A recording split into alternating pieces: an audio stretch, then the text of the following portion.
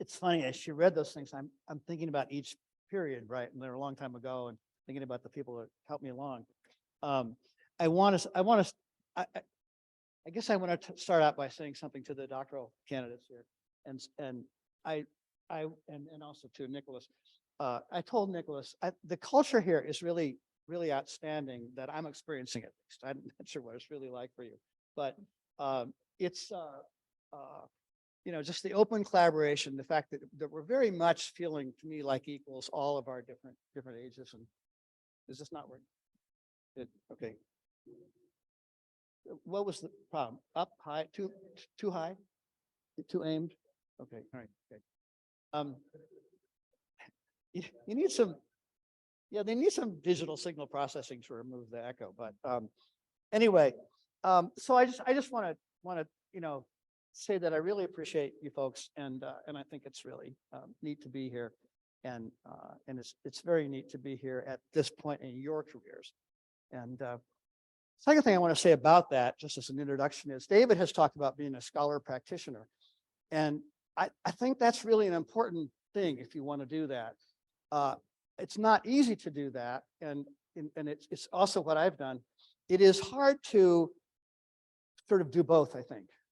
And so in my case, I've written very little, but lived a lot, right?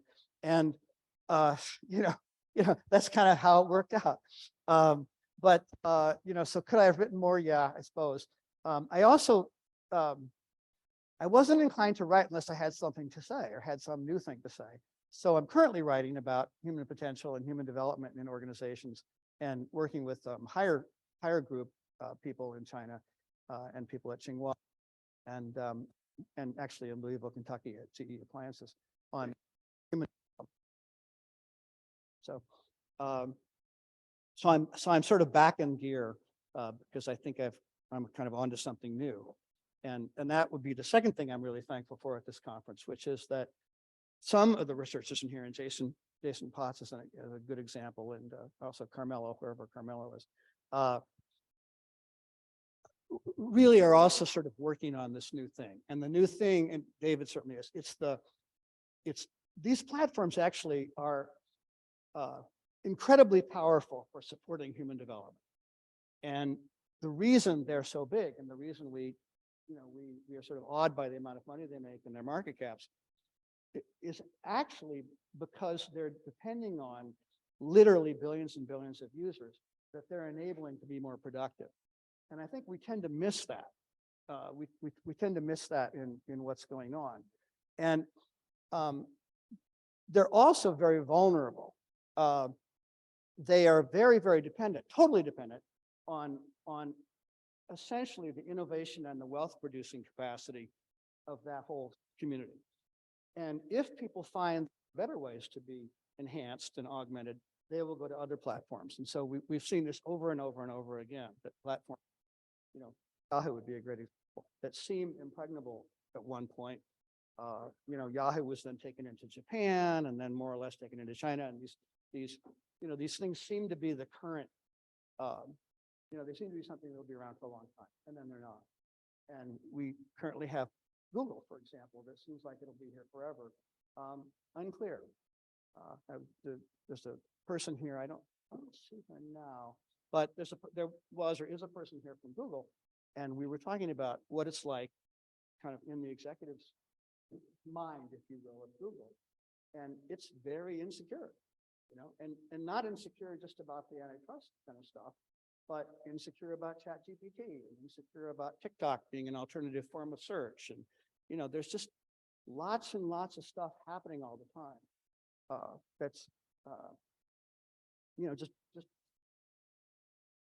fundamental uncertainty. And so that then is sort of the next message, is that these platforms create a lot of human potential and a lot of value, and allow easy connections in all. They therefore are vulnerable and scary. And then the next thing is they have to always be advancing. They have to always be investing in strategizing forward of wherever they are. So one of the big Intel decisions in the 80s was that there was a point in the market for the PC, where the PC market was going up. It had this kind of increasing returns thing going on. And it was clearly going to outstrip Intel's capacity to supply those chips if it kept going. But it wasn't clear that it would keep going. And so ahead of that, they had to decide whether they would put $1 billion into a new foundry or not to try to intercept that demand. And it was a big decision, because if they didn't intercept that demand, it would actually start to constrain the development of this whole ecology that was happening. And it was a really big decision. And finally, it was Craig Barrett, who became second CEO and was kind of the operations person, who finally kind of made that decision and said, okay, we're going to go for it. And as it turned out, it was important for them, certainly, but it was more important for the ecosystem. And I would argue even more important for all the creative people who were now sort of enlivened by that whole system. But it required them to make a big bet that had it not come through, that there might be a very different Intel or not an Intel. So these things are always facing these companies because they need to be always forward. And the reason they are what they are is they've been right about being forward a lot. Eric Schmidt, who was the sort of CEO, I guess, of Google, but sort of the adult supervision, they called him. Eric and I over the years have had conversations about what it's like to lead these things. And because I met him way back when we were both a lot younger, when he was at Sun Microsystems. And Eric said, I finally figured out that the real secret of leadership, at least in the world he was in, is being right. He says, it's not charisma, it's not all these other things. It's you have to actually be right, And if you're wrong, it doesn't work. So I just think that's really, really important. Really important for us to remember. Okay, so what I wanted to do was quickly tell an Intel and an ARM story.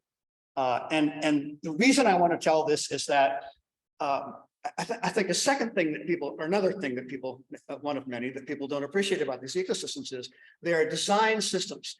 They are complex adaptive systems, yes, okay, but they're also collective action social systems.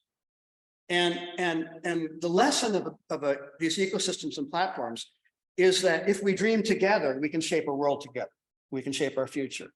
And so this really is a Silicon Valley adage that's true, that if you want to, anticipate the future, if you want to anticipate the world ahead, you shape it, but you can't shape it alone. You shape it with other people. You join together with people of like mind, and you say, I'd like to make that happen. And literally all of these platforms that we're talking about started that way. And they literally all started with a few people. And the ones that didn't start that way don't make it at all. And I know that because I also worked with AT&T, and AT&T was in a position, and Intel has been as well, to try to start them from the top. And it doesn't work. It never works. Because what you're building is a human ecosystem first. It's kind of co-evolving and building this sort of magical shared dream. And the dream itself is getting developed, embedded, and improved as it goes up. And then eventually it's instantiated in this big thing. And so, I want to then these things have strengths and weaknesses. So, and I think one of the things as a research agenda to think about is how do you do comparative analysis on actual ecosystems? And it's tough because I can see it from where I sit as the sort of fly on the wall in these things, but it's hard to see it from the outside. And so you sort of have to get inside and outside to sort of comprehend these things. And I'm willing, by the way, to help anybody try to do that who wants to do that scholar practitioner thing. But I think that's how you have to do it. So let's just talk about Intel for a minute, with like maybe literally a minute. So Intel was founded by some chip designers who sort of early on realized that if you could make chips flat, planar chips, and you could make all the transistors kind of like this, you could sort of build layers up, and you could then keep shrinking, shrinking the line sizes and the transistor sizes of those things, and it could go on sort of forever. And that became Moore's law, named after one of the founders, Gordon Moore, not by him. He says he was embarrassed about that for 20 years. It was Carver Mead at Caltech, who was a person very focused on this kind of idea of moving up this ladder. And what they experimented with in the 70s was, how do we get coevolution to happen across this industry? Because they could see that their piece could go up, but to make their piece go up, they were incredibly dependent on a whole other network of people. And they were dependent on the lithography suppliers and sort of that chemistry and that end. And they were dependent on users because they had to sell this to somebody in order to get money to continue to invest in what they were doing.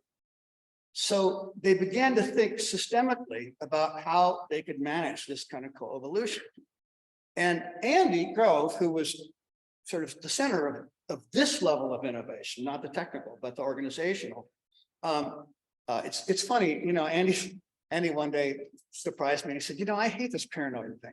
I wish I wasn't known as, you know, for only the paranoid survive. And sort of like me, you get your book title from the publishers, right?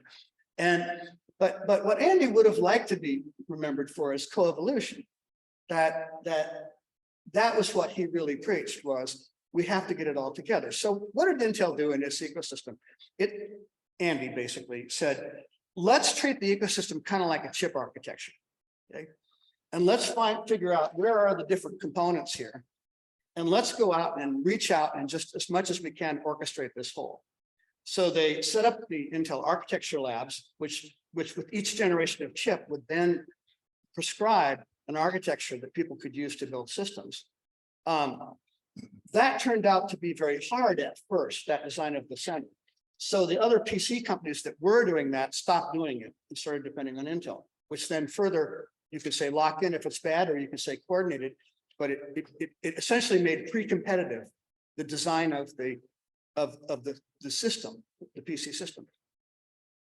And you know, then he went further. Andy would literally spend, I'm really burning my time. So Andy's office was little sort of this size, and not for Andy. Like sort of Andy was here, Craig Barrett was here, Les Fidesz was here.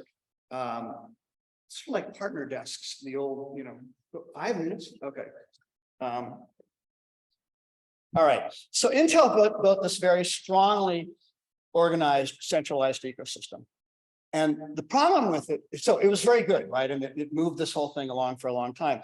But as it went forward, the system got simpler and simpler and more reified, so that eventually you got what we've got now, which is these sort of laptops and PCs are basically all identical, and there's almost no variation.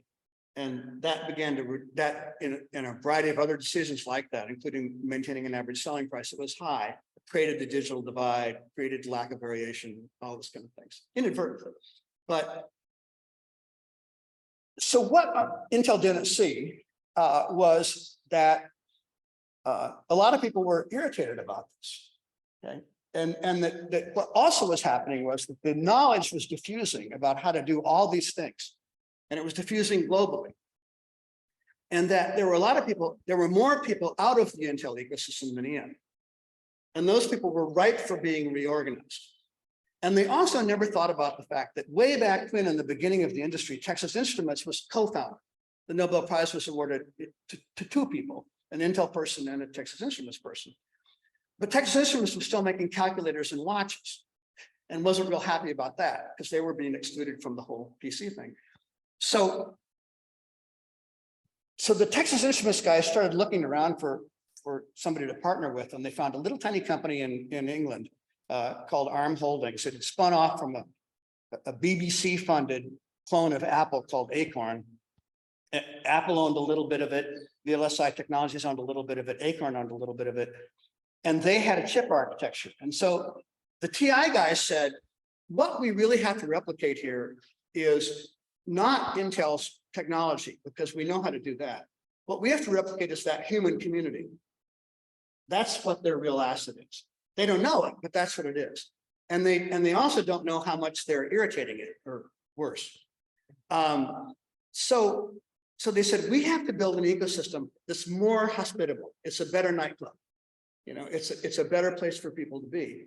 And one of the things we're not going to do is make it a Texas Instruments design, because then it'll look like Intel. And Sun and others have tried to do that, and people didn't want to go to that movie again. So they ended up picking ARM. In the middle of this, they got to deal with Nokia for the Nokia communicator. Now, talking about regulatory things that help, that was the first GSM major processor-based phone that essentially could succeed in Europe, because Europe had closed its market and decided to have a global, European champion kind of telecommunications infrastructure. So they used the ARM chip design for the Nokia communicator, got themselves a volume client, built a bigger fab, but they also left the ecosystem open to other foundries, and they left it open to basically anybody who wanted to take a license. And then they began the process of trying to proliferate not their technology, but the social system and the collaborative system of people. And it is that, I gotta fast forward here. So fast forwarding, it is that now results in basically 100% of all smartphones, 30% of all IoT devices. Okay? It is increasingly a server architecture that can compete with Intel's, although Intel has been shoved back into the server market essentially alone, and the PC market, which is not growing. And this thing has resulted not only in a better sort of business model, but you sort of lose count of how many smartphones there are. We produce about 1 billion smartphones a year in a world population of roughly 8 billion people. That's a lot, right? And the infrastructure for smartphones now extends to, at least 5.5 or 6. The last time I looked, which was a year ago, 5.5 billion people have subscriptions. Like, you can look them up. Okay, that's astounding, right? So that's what happened there. It was a better world for people, and on and on. So, in conclusion, I'm glad we've got some question periods so we can talk. So my conclusion is this: that there's different kinds of designs. These designs are temporary and hard to maintain. They depend ultimately on creating a kind of a firestorm, swarm, collective thing, but at the scale of hundreds of millions and billions of people, where they're augmenting creativity and human potential. That's a really different view than you get if you see them as sort of evil platforms that are sort of on your back. And I'm not saying you don't want to regulate them and do these things, but I'm just saying that I think is the correct view of how it looks from within them and from the people who are trying to make them happen. Then I guess the final thing I'll say, and this is to David and dynamic capabilities. David is kind of like a Brian. There are a few people out there who become pioneers and they get kind of beat up and they eventually make it. And I'm one of those people. David is one of those people for his capabilities thing. Brian Arthur is really, really one of those people for the complexity stuff. I think that the big open area right now in ecosystem research is the creative capabilities, is the dynamic capabilities. And what's nice about his dynamic capabilities is the capabilities thing before him was stuck in this kind of core competence stuff that essentially was static and backward looking. So the core competence of AT&T was seen as billing systems, literally by Gary Hamel, who was writing about it. And David said, no. The competencies that matter are transformative competencies. They're sort of meta competencies. And that's what's been happening in the ecosystem world now for 10, 20, 30 years. It's that each of these ecosystems, the people look at the other ecosystems and they go, oh my God, I see how that was great, but I also see how that thing constrained itself. I think I could design a better one. And a lot of those fail, but some actually succeed. So we have now these experiments, and they're sort of like the CERN, they're sort of like these big physics things, right? That take a lot of stuff to build. They're rare, but when you can build one and it works, you can learn a lot from it. So the research agenda I've got is you look for people building these meta capabilities that are ultimately about using all this technology to support human potential. And that's how we advance. And then finally, that's how we finally address things like, oh, we do have 8 or 9 billion people on the planet. You know, we are not going to design technology that's going to save us, you know, by being adopted by those people. We're going to have to enable somehow many, many more people by the billions to self-recreate the situations they're in. And it may not happen in my lifetime, but it's definitely going to be a focus, okay, for everybody at some point.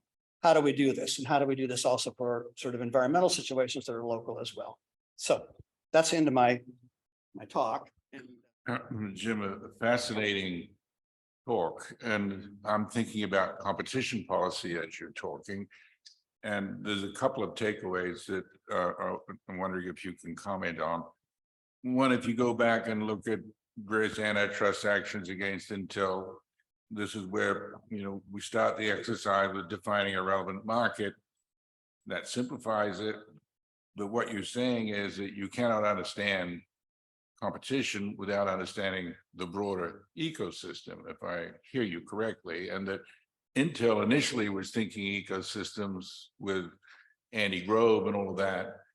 But one way in which Intel lost some of its moxie is that it didn't keep feeding and developing that ecosystem, and it gave up the opportunity, at least in the mobile area, by that lack of attention. So the question is, what does it mean for competition policy? It means that there's sort of doesn't mean that there's sort of a broader institutional environment. If you don't understand that and study that, there's no way you're going to understand competition. Is that one of the takeaways? Can you think of other ways in which traditional competition analysis needs to change? I mean, earlier on, you were pointing out that, listen, the essence of this economic activity is beyond the boundaries of the enterprise. So in some sense, we look at the focal firm, but really is different from the industrial period, where what went on inside the focal firm was most of what was important. In today's focal firm, most of what goes on is outside the firm, because of the enablement on platforms. And we haven't changed our model of competition yet to reflect that. Yes, we've got into two-sided markets and so forth, but that's as far as competition economics has gone, as to look at both sides of the platform and indirect network effects. So that's, I'll call it the first baby step into understanding an ecosystem. I'm throwing these out just to get your reactions, because we're all trying to think about how we have to reshape competition economics for the world that we live in, not yesterday's world, which ended about 30 years ago. Yeah, okay. So first, to find the methodology that I guess I believe in is you have to start with communities of people who are interested in some dream or something, okay? So you've assembled a room here of people that are very, very diverse in their ideas about this thing, but are, you know, collectively agree that there's something important. And I think probably collectively agree that innovation is the innovation and human potential is what the target is here. Okay, not competition per se. You know, the competition per se model is built on a bunch of unstated assumptions about how you get up to human potential. Okay? And, you know, some of those are okay, some of those are not so okay. So I think the start, and then, so I don't know the answer, right? But I do know this community is at least one of the communities that could figure out that answer and evolve toward that answer. And then the other thing I really believe in is that people inside of every single one of you have things that you're really kind of into, okay? Things that you kind of keep, I don't know, you know, they're the grain of sand that's going to produce the pearl somehow. So for David, it's capabilities of people and human potential, okay? For me, for whatever reason, it's these crazy large systems or something, okay? And architecting them and design. And Nicholas, so one of the things as a cognitive psychologist I do is I listen for terms of art in people's conversation, because it's often those terms of art that they use or those things they come back to, which is this kernel that they see. And what I do, to the extent I do anything with people, is I try to help them find those things and see them and make them clear and develop them, right? Because out of that will come at least one interesting thing. So Nicholas, has been talking with me about competition. And I realized I have an ill-formed or underformed view of competition, okay, despite being competitive and all that. And so Nicholas made a distinction, which I think is really important. He said, you're a marathoner, right? He said, I'm a marathoner. And when I go out and am in a marathon of 40,000 people, okay, I'm not trying to beat the winner, right? I mean, there's like, 5 or 6 people who are having that kind of race here. Everyone else is having a race against themselves or against their something, okay?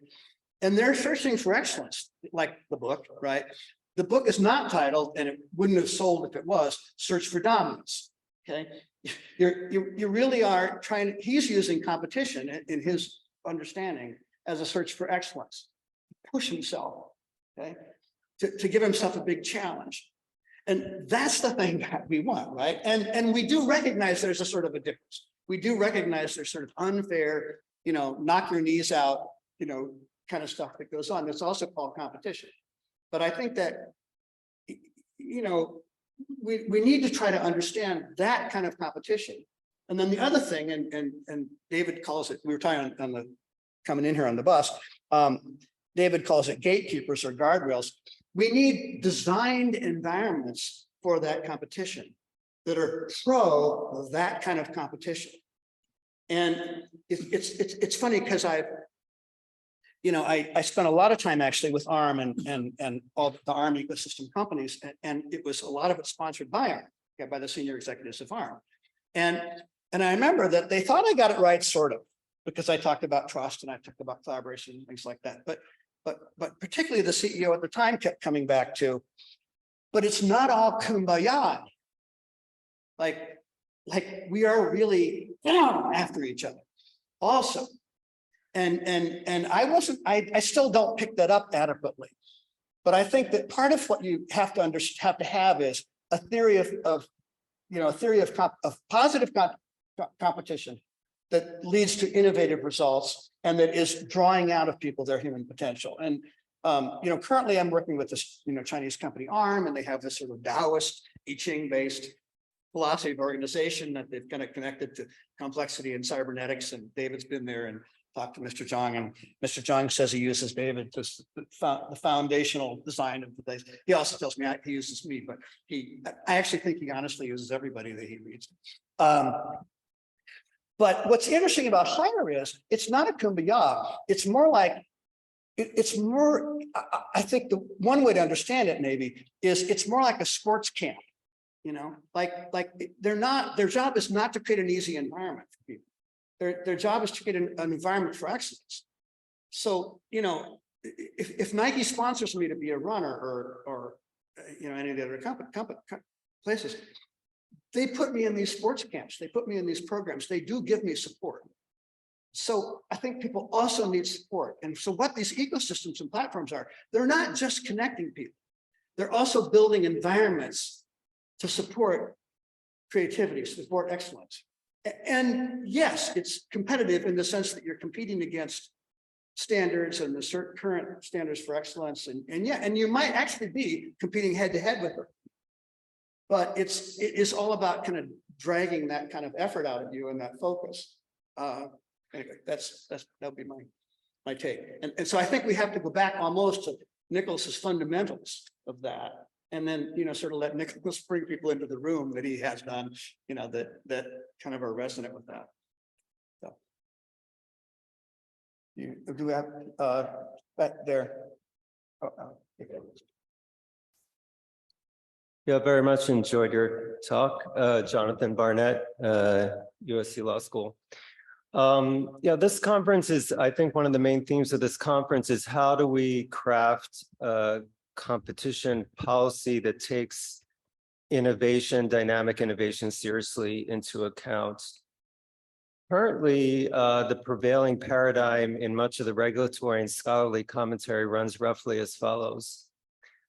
Digital markets pose an especially high level of antitrust risk because they tend to be dominated by entrenched firms which are protected by insuperable entry barriers and infinite switching costs. I've spent roughly the past 15 years, and there's people in the room spent considerably more studying these markets. And instead, what I see is, you mentioned the Yahoo example, but there's 20, 30 plus examples of platforms that experience reverse network effects, and they will lose their market dominance just as quickly as we've seen Facebook lose their dominance to TikTok within the space of 12 months, losing in excess of 60% market value from January to December 2022. And there are many other examples. The other thing that you see in tech ecosystem markets that doesn't seem to track the paradigm is that the hub is basically in an infinite play, repeat player game, and they are constantly seeking complementers to grow the platform and to increase adoption and uses and users to the platform. If you take these two contrary facts, doesn't that suggest that current competition policy, which is a moving away from case-specific rule of reason-based analysis toward per se violations, ex-ante regulation, is going to tend to freeze the ecosystem in place. It's not going to allow it to grow, and it's not a competition policy that appreciates the way these ecosystems actually work in practice. Thank you. Yeah, I agree. I didn't really get why those are, anyway, yes, I get the general point. I don't quite get the distinction between the two parts of it, but I think you've got it right. And yeah, I mean, yes, I think the current competition policy, like we saw yesterday in some of the presentations from the regulators, is really problematic, because it's based on assuming the persistence of particular kinds of behaviors and particular kinds of exposures that are simply relevant or simply exist in the current ecosystem designs. Okay, so if you took the Intel ecosystem and you did a bunch of stuff to take the heavy-handedness out of it, okay, you might make it more hospitable for the people who are in it, and take away some of the resentment that drove the next one. By the way, that wouldn't be good for competition, right? But you would be looking at the wrong thing, okay? Because that's not the real thing anymore. People are moving on. And what you have to be looking at is talent and talent development, and where is it moving, right? So what happened to Intel is all the talent moved out, of its ecosystem. And all the external talent, it's all about these externalities to the firm. Yeah, I think that's really ill done. And I think, to the extent I can think about regulatory matters, and I'm not an expert there at all, it is helpful sometimes to have protected market spaces. I mean, these companies think a lot in terms of market spaces, and the market space is sort of defined by not an existing market, but by some sort of solution approach, thing, I don't know, electric cars that everybody has or something, go to Mars, the Elon Musk, kind of things, or the personal computer, or now the personal general purpose AI. And then they're trying to figure out what can they build in there.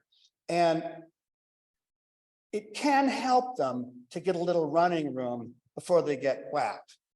And so I don't know how to do it, but you can think about essentially saying, here's some market spaces we're really interested in, like industrial policy does, kind of, but more open than that. It says, here's a space we're interested in.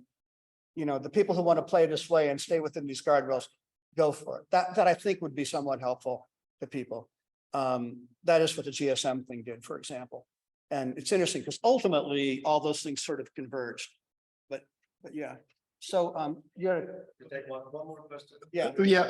I'm essentially not going to ask because you're already late, but the general point I wanted to raise is that what we see is essentially what is important is a combination of fostering those competencies, those skills, but also another factor which is important is the modularity. If you put those two things together, you get a lot of what we've said so far. But what would be useful in further conversation and we can do this after that, is to start being more precise about what is the implication of this for broad innovation policy, what's the implication not only for competition policy, but for several aspects of competition policy, what's relevant for mergers, what's relevant for cartel, what's relevant for different aspects of antitrust. But we don't have time to start. Yeah, okay, but I just want to say yes, that I, I think that's right, that it is innovation policy or even human development policy that is the thing, right? And it's a co-evolving process of technology and people and societies and like that. And then within that, you'd like to support that with competition policy or whatever it is. Okay, that's, I guess, it. Thank you.